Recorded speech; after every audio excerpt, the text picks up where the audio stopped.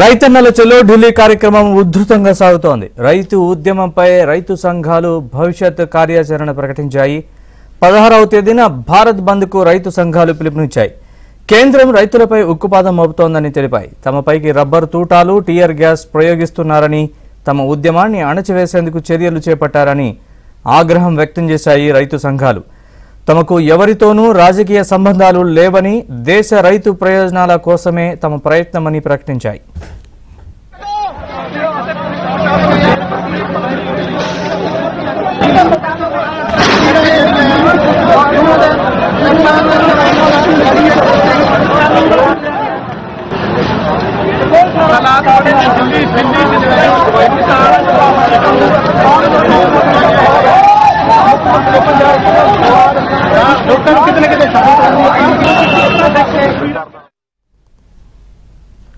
మొన్న అర్ధరాత్రి కేంద్ర మంత్రులతో రైతు నేతల చర్చలు విఫలం కావడంతో నిన్న ఉదయం 10 గంటలకు 200 రైతు సంఘాల ఆధ్వర్యంలో పంజాబ్, హర్యానా, ఉత్తరప్రదేశ్ నుంచి 1,00,000 మందికి పైగా రైతులు ఈ నిరసన కార్యక్రమంలో పాల్గొనేందుకు 6 నెలలకు సరిపడా ఆహారం, ఇతర నిత్యావసరాలని తీసుకుని వందలాది ట్రాక్టర్ ట్రాలీల్లో, ఇతర వాహనాల్లో బయలుదేరారు.